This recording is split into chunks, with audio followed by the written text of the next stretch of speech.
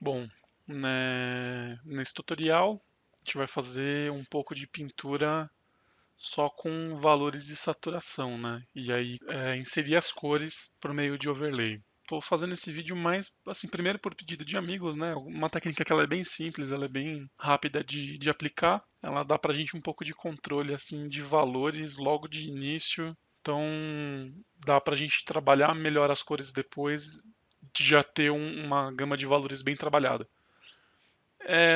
É uma de várias técnicas de pintura que a gente pode usar, né? Não vou dizer que é a melhor ou a pior, ou a mais usada ou não. É uma das. Eu gosto de usar. Uso faz pouco tempo, não tenho tanta intimidade com a técnica. Muita gente vai assistir o vídeo e vai perceber que eu ainda sofro com algumas coisas assim na hora de escolher a cor. Por muitas vezes ela ser muito saturada ou pouco saturada, eu não consegui escolher direito a paleta. Mas, bom, só explicando o documento aqui, eu tenho uma camada com a Artline. E aí eu tenho separados algumas camadas de valores que eu separei mais para facilitar o meu trabalho na hora de a pintura, né? Eu gosto de trabalhar normalmente numa camada só, mas para facilitar aqui a velocidade do nosso trabalho, eu vou começar com essas camadas separadas, depois eu vou juntar, achatar elas e aí a gente vai ripa na chuli para juntar tudo para fazer uma imagem entre a pintura digital mais pura e a minha artline por cima. Aqui eu tenho, né, por baixo da bagunça toda aqui. Tinha feito a primeira pose, que é essa que está em azul. Tinha feito uma versão com o cabelo solto, né, que talvez eu vá produzir depois. Eu tenho aqui uns pontos de luz que eu tinha definido, né, mais ou menos o movimento, de que esse movimento de giro, então que vai me dar um pouco de noção de em azul eu tenho o primeiro sketch, né, com o braço esticado, esse braço um pouco mais próximo da cabeça. E aí a cliente pediu para trocar a pose por especificações da própria dança, né, dança do ventre. Dança do ventre tem umas especificações diferentes de mão aí. Eu costumo oscilar entre o dark gray, medium gray e light gray no background, porque esse tipo de luz intensa direto na gente muda um pouco a percepção que a gente tem dos valores na hora de pintar em preto e branco. Então, é como se o olho fosse acostumando àquela luminosidade e aí algumas tonalidades você não nota tão bem. Aí eu meto lá para um dark gray, tipo, nossa, ele dá uma saturada assim esse branco e sei lá, parece que meu olho começa a enxergar melhor algumas outras partes. Enfim, são partes do meu método através desse vídeo. Bom, estou aqui na minha workstation. Vou começar com os valores entre esse tecido aqui, né? E ao tecido com as joias e a pele dela. Então eu vou até tirar aqui a. Bom, vou deixar mais ou menos, porque é mais ou menos o nível de saturação que eu quero para o tecido, não quero ele mais claro, mas eu ainda quero essas partes bem definidas assim para poder trabalhar. Então, bom, eu não quero muito escuro, eu quero que seja uma imagem mais brilhante. Então, assim, você ter essa noção de que aqui na sua paleta você tem, tá vendo esses pontos eu vou trabalhar só com esses pontos de valores, né? Então, se eu vier aqui saturação, brilho, basicamente eu vou deixar num cinza e só vou mexer nisso aqui. É só isso. Então esse é meu 50%. Certo? Então, se eu tenho isso aqui, meus 50%, você vê que meu brush está esquisitão. Eu tenho uns brushes que eu costumo usar, mas eu vou usar o basicão, assim, mais simples possível. Vamos fazer um brush aqui bem simples, do tipo, meu, vem com o Photoshop. Você pega uma bolinha, eu reduzo o spacing dele para tipo uns 15, talvez vai 12%, tá vendo? Para ele ficar mais difuso, mas sem ficar muito pesado. Esse smoothing dele, putz, nunca entendi muito para que ele funciona, se ele funciona muito bem, para mim nunca fez diferença.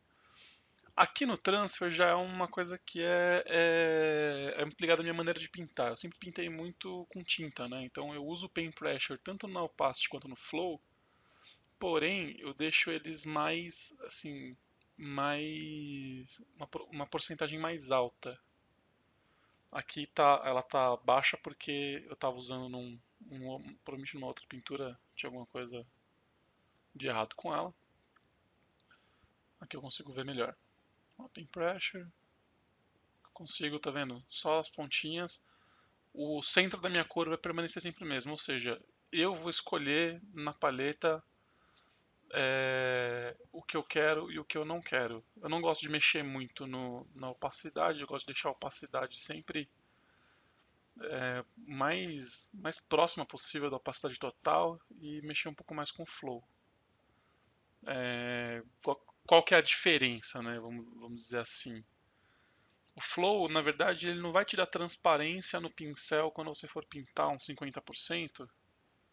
Né? Você tá lá na camada, tá vendo que ele te dá um. Nossa, minha máquina vai chorar aqui.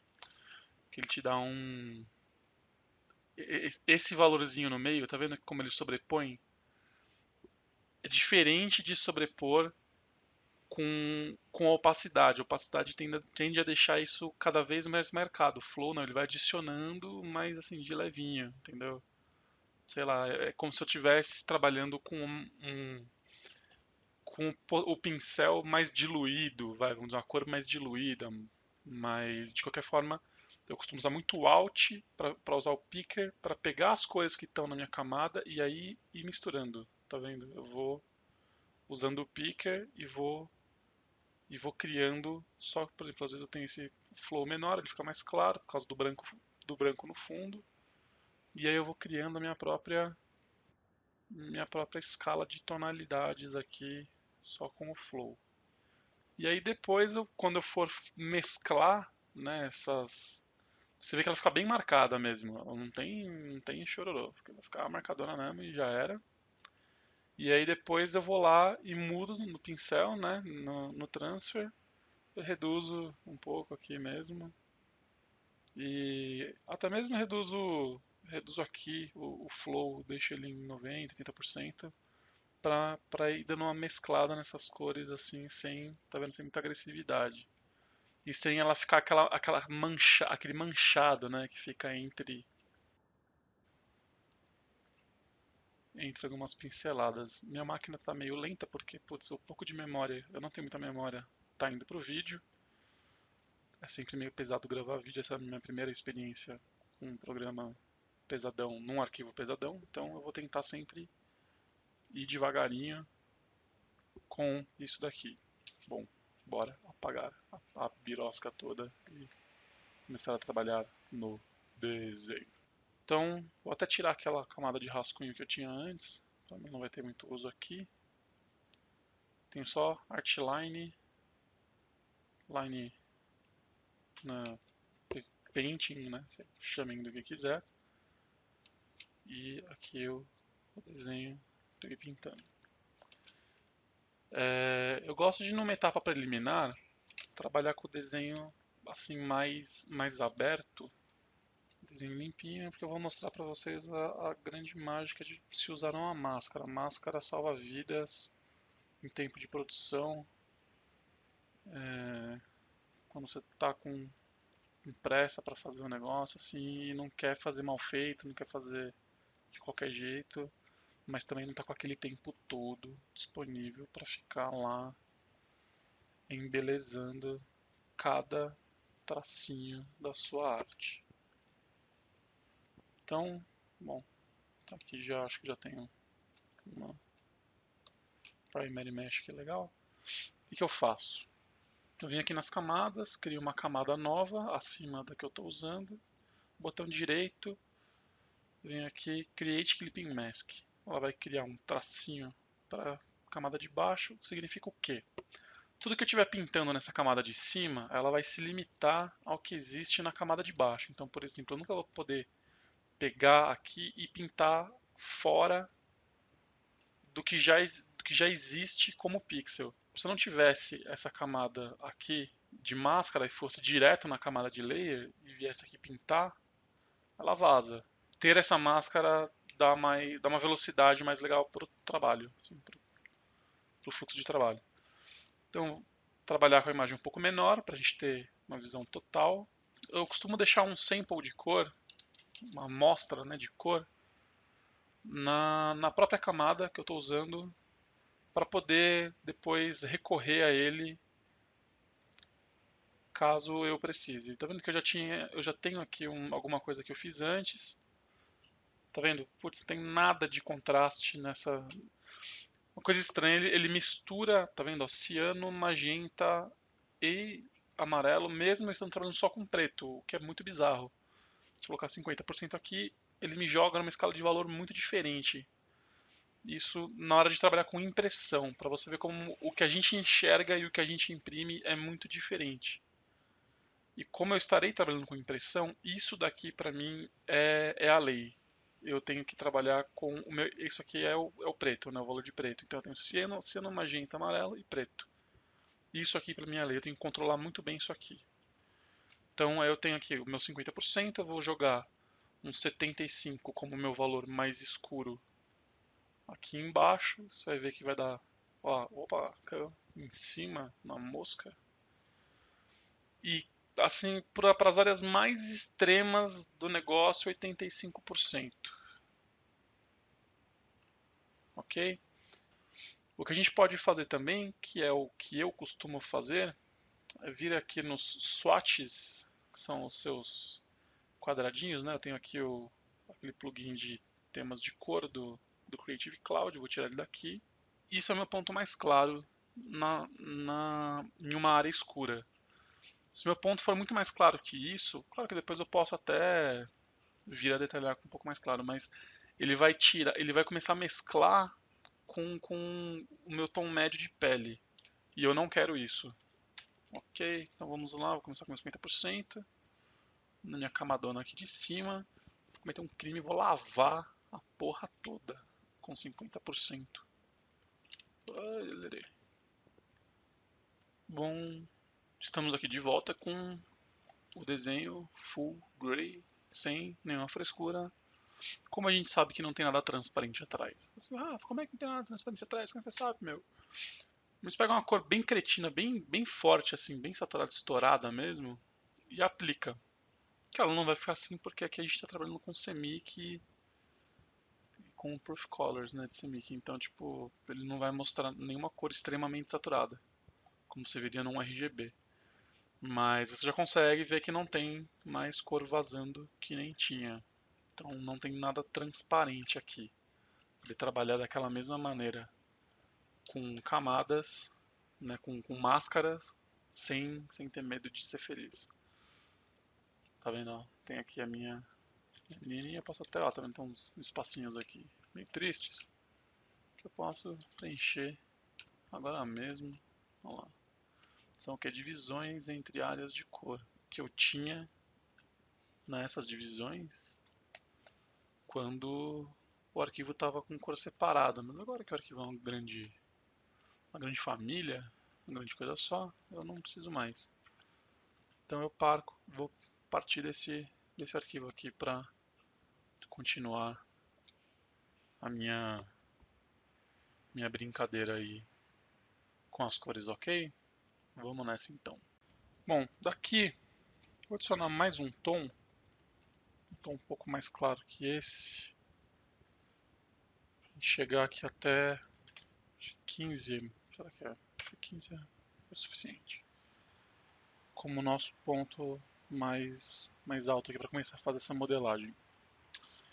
Só fala muito de, modelagem, pô, preciso treinar minha modelagem. O que seria essa modelagem? O que a gente tem aqui é praticamente um adesivo chapado, né? Aquela coisa bem.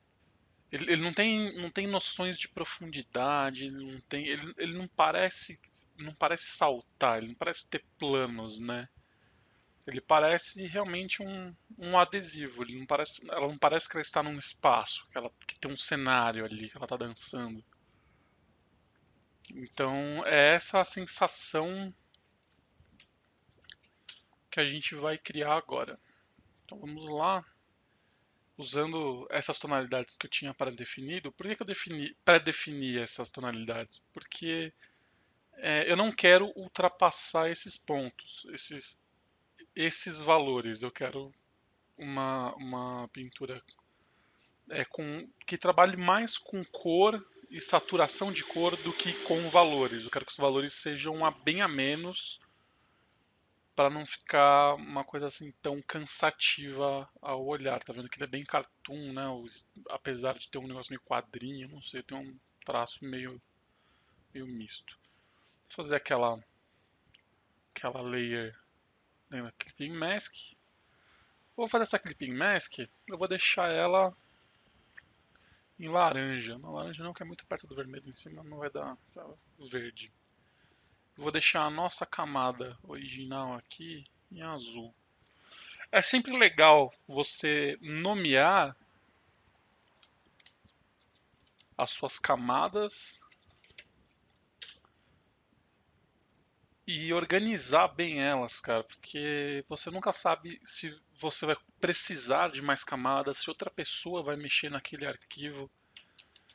É claro que aqui no caso só eu vou mexer, até porque é um freelance pequeno, né, uma coisa simples, mas é uma boa prática de você ter na sua na sua produção, assim, no seu como prática é saudável. Nunca é demais, né? Acho que é legal assim mostrar porque muitas vezes você vai trabalhar em um arquivo que já está sendo trabalhado por outra pessoa. Pode não ser uma ilustração, né? Pode ser alguma outra coisa. Eu que já trabalhei com algumas outras coisas, sei o saco que é pegar um arquivo de outra pessoa e ter que adaptar ou enfim, ter que se achar no arquivo da pessoa. Então tem aqui cor mask, cor base. Então, vou começar fazendo o quê? Transformando isso que a gente tem aqui de desenho num desenho com um pouco mais de volume. Então eu vou aqui entrar no modo tela cheia, com um fundo cinza escuro para salvar um pouco que resta aí da minha visão. Né? É legal até como falar um pouco disso, né? Falar um pouco do desgaste da visão, porque eu tenho, assim, acho que todo artista você começa a ver depois de um tempo ele tem a gente usa muito o discernimento de cor, assim, a você conseguir enxergar as tonalidades, conseguir enxergar os detalhes, isso estressa muito, né? O olho, a cabeça. Tem gente que acha que é um trabalho muito manual. E a maior parte dele não tá tanto assim na mão.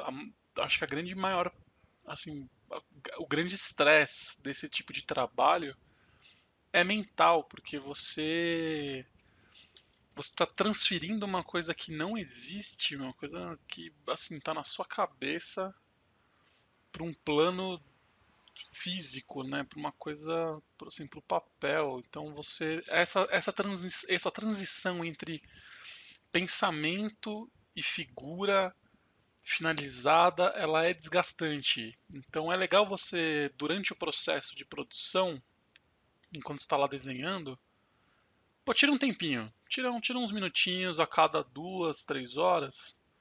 Tem gente que fala até menos, né? Eu sei lá, às vezes eu me empolgo com o trabalho. Quem não se empolga, né? Você tá vendo o trabalho lá, tal, começa a desenhar. Quando você vê, você já tá há horas naquele trabalho. E, e você esquece um pouco de que você está estressando o seu corpo ali. Então é muito importante você tirar um tempinho a cada algumas horas aí para respirar um ar, dar uma volta, aí tomar uma água, né? Assim, deixar a cabeça fluir outras coisas assim, tipo eu costumo, sei lá, ir comer um sanduíche, ouvir um som, eu gosto de sentar, né? Dar uma reclinada na cadeira, coloco uma música que eu curto e vou ouvindo esse som pra, né, pra dar uma descansada mesmo, uma amenizada. Bom, lembrando do que a gente tinha falado da modelagem, né? Então aqui eu comecei a fazer uns tons escuros e aí eles já vão dar só uma diferenciação entre um plano e outro. Assim, entre um objeto e outro, vamos dizer, só para graficamente ficar mais fácil na minha cabeça eu entender o que eu estou pintando agora. É uma perna, é um braço, é saia, é pano, o que é, entendeu? É basicamente isso. Eu estou deixando aqui um flat mesmo, não é nenhum, não precisa ser 100% perfeito. É para isso, é para eu saber diferenciar o objeto. Então, você vê que eu estou aqui. Eu às vezes me empolgo, acabo fazendo um detalhinho ou outro, mas enfim, não é o que importa agora. Nessa etapa, o que a gente faz? Eu tenho aqui umas tonalidades de cor e eu tenho o meu ponto de luz. Eu resolvi que ele seria mais ou menos como se tivesse um spotlight daqui, assim, onde está meu mouse, né?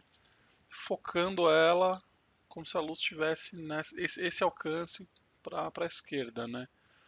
Então, o que acontece? Eu vou trabalhar esse lado dela como como o lado que recebe mais luz, né? E aí eu tenho as formas do objeto, mas por enquanto eu vou só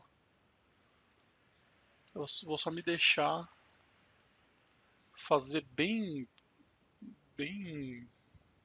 rusticamente assim essa divisão só assim como se fosse uma questão de consciência. Aí eu sei que a luz vem daqui, tcharam, entendeu? Uma coisa desse tipo. Não precisa ser nada de. Você não precisa nessa etapa ter já tudo extremamente definido. Pelo contrário, é um momento de até de percepção, vai, de qual é a forma da sua imagem. Porque uma coisa que acontece muito, eu conversando com outros artistas, eu noto isso. A gente tem uma tendência de perceber que o desenho ele é coisa de louco isso. Ele conversa com a gente já começa a criar uma prática com o desenho em que conforme você vai trabalhando, o desenho, você nota que ele pede assim, putz, esse vinco tá pedindo uma sombrinha aqui, entendeu? Fala assim, mas ela ficou meio forte, então eu já vim aqui e dou uma suavizada. A sua própria noção do que deverá ser a sua ilustração ela te mostra essas necessidades e você já consegue suprir elas, né? Assim, meio que numa velocidade mais legal. E quando você tem esse feeling já é meio caminho andado para sua arte seguir com uma proposta não vou dizer de realismo, de luz, assim, mas dela seguir mais interessante. Você já tem na cabeça o que você precisa fazer. A sua mão é uma extensão só, é uma ferramenta. Que é aí que exige a prática e tudo mais. Mas a coisa vem mesmo da sua percepção. O artista ele tem que ter percepção. Essa é a grande pegada da coisa. Então, observar é muito importante. O artista ele é o grande observador, né? É aquele que ele enxerga o que ninguém mais viu, o que o pessoal perdeu. Às vezes você tá andando e você vê um negócio e fala assim, nossa, que loucura isso, cara, que bizarro. E você percebe que ninguém mais viu aquilo. Você fala assim, meu, só eu percebi isso. E realmente, as pessoas, elas não percebem. Elas têm, sei lá, a cabeça pilhada em alguma outra coisa. Não nota muito essas pequenas formas, esses pequenos detalhes. Então, acho que cabe ao artista trazer para essas pessoas essa visão, essa noção, né? E é aí que as pessoas que não têm essa visão, elas começam a compartilhar, começam a entender e falam assim, olha, não é que é mesmo, cara, que aquilo que você falou realmente foi prestar atenção e era mesmo.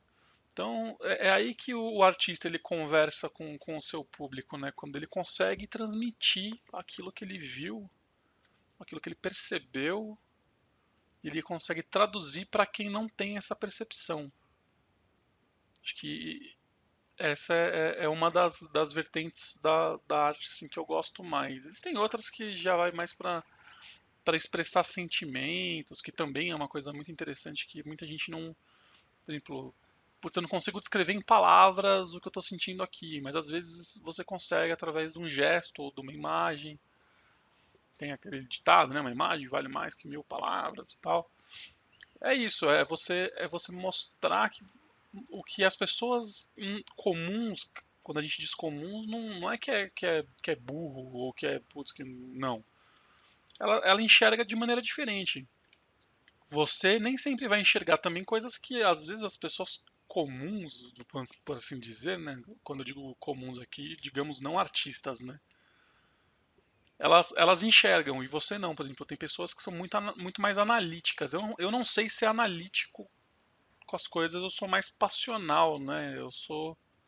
Então, por exemplo, eu sou muito ruim em ver se, assim, por exemplo, normalmente artista tem um trabalho danado em lidar com dinheiro. Pode perceber. O valor na nossa cabeça é muito diferente do que o valor na cabeça das pessoas não artistas.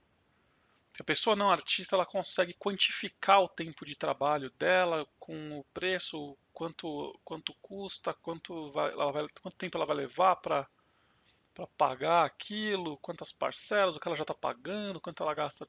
Entendeu? O artista ela não faz essas relações. O artista ele sente do tipo, putz, olha que legal isso, cara. Eu queria isso.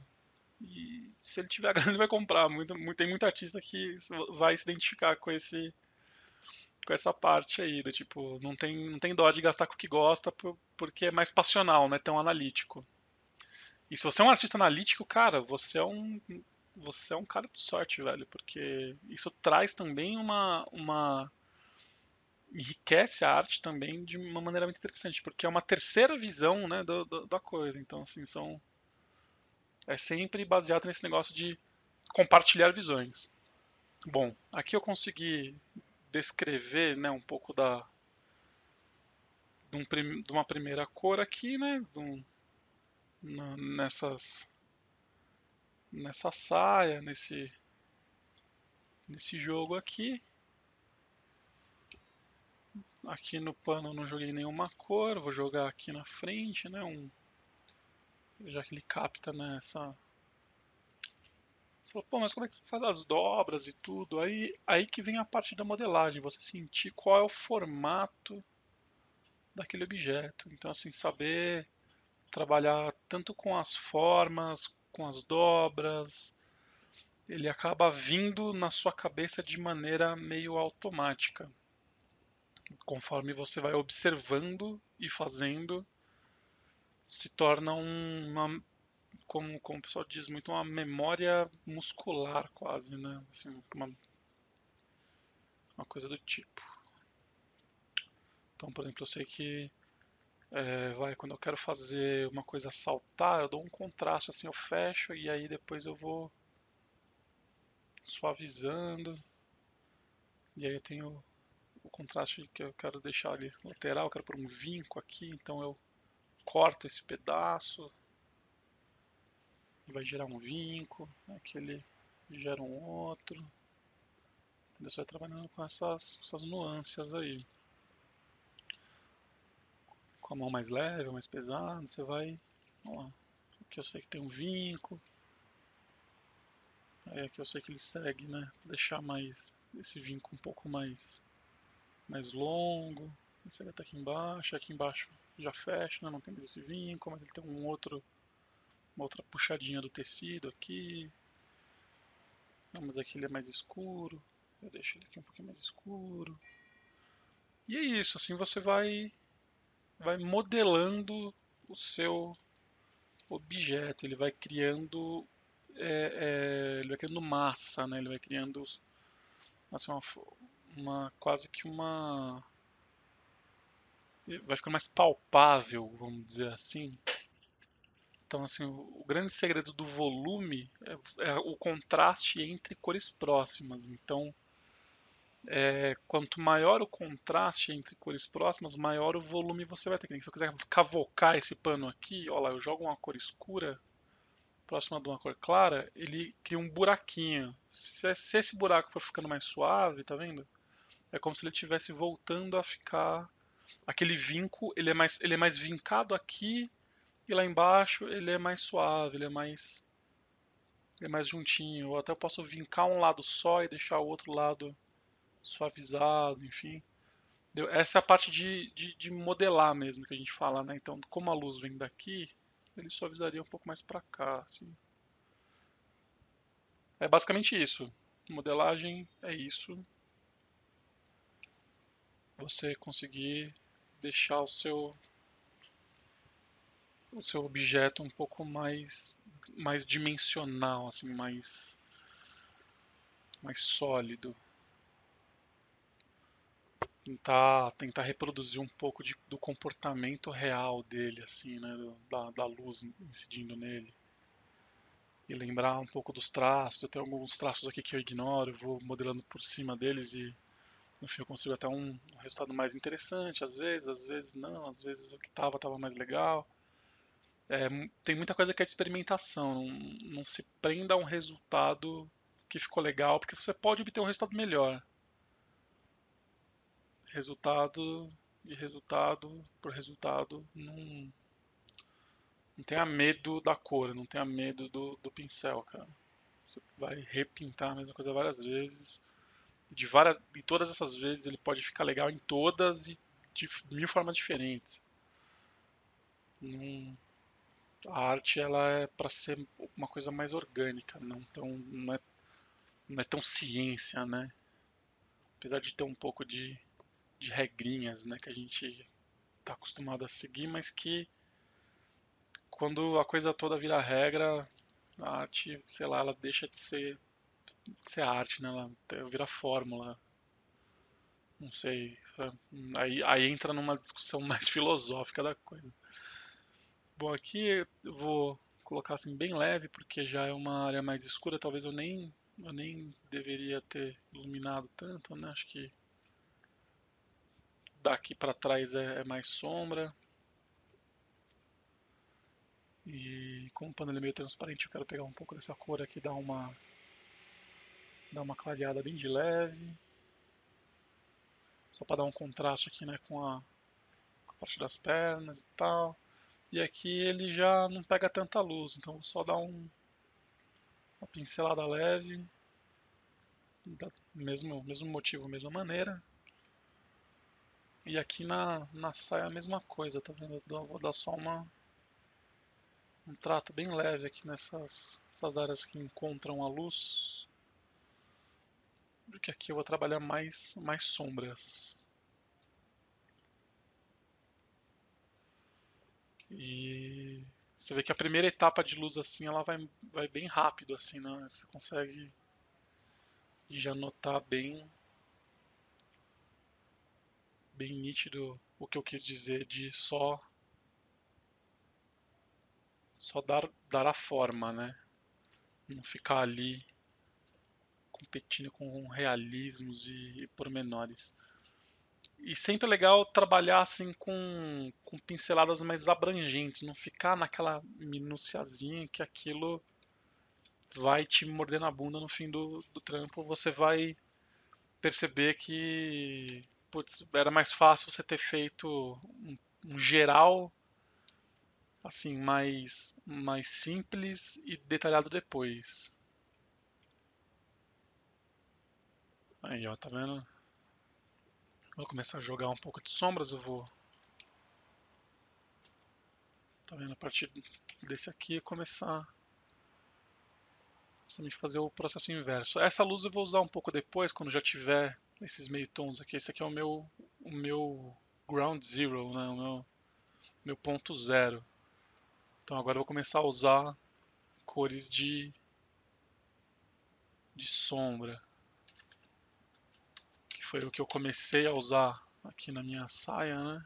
Se for ver, o ponto mais escuro dela já traz essa cor. Então aqui dá até para começar a pôr uma luz bem mais escura, assim, mais dark mesmo, para dar profundidade. Tomar cuidado na hora de exagerado, tipo assim, nem tudo que tá para trás é sombra, nem tudo que tá para frente é luz. É legal você mesmo ir sentindo essas necessidades, né? Então, assim, às vezes é legal manter uma área com um pouco mais de luz, por mais que, sei lá, parece que a regra pede uma sombra ali. Legal, não sombrear tanto. Deixar, tá vendo? Eu tenho aqui tonalidades que eu posso aplicar daquela maneira que eu tinha mostrado no começo, né? Usando o Color Picker, né? Para dar mais esse volume. Por exemplo, aqui no fundo ela é mais escura, né? Porque é muito mais difícil de você conseguir um ponto de luz. Mas aí, a partir daqui ela já tem uns vincos que permitiriam. Então eu posso brincar, né? Trabalhar um pouco com com essa propriedade, né? Do tecido. Como é um tecido leve, quanto mais finos esses vincos, né, que nem tem aqui, finos, e quanto menor a diferença de tonalidade para eles, ele dá uma sensação de leveza meio esquisita, assim, né? Você começa a notar aqui que conforme eu vou fazendo essas brincadeirinhas aqui, que eu vou dando uma sensaçãozinha de leveza pro tecido, que é muito bacana, assim, para esse tipo de tecido mais leve de dança do ventre e tal, né? Vamos lá.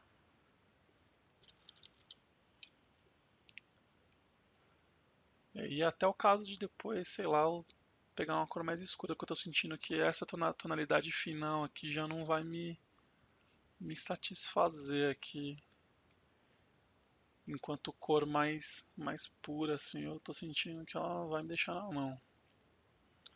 Tá vendo? Eu não tô conseguindo tonalidades tão legais aqui nessa parte do desenho. Que eu queria ter uma coisa um pouco mais escura. Então, aí é o caso de, conforme você for trabalhando, você sentir, você começa a perceber essas necessidades. Eu tenho aqui, por exemplo, um pouquinho de sombra do joelho, que vai dar um vinco aqui. Tem um segundo vinco aqui, legal de pôr, só não posso exagerar nele. Vamos lá. Mesma coisa aqui. Legal ter o vinco mais leve. Trabalhar com essa cor mais escura aqui no joelho para dar até mais cor no claro, né? Aquele negócio, não existe luz sem sombra. É mais verdade do que a gente faz parecer. Nossa, eu caguei feio aqui no Color Picker.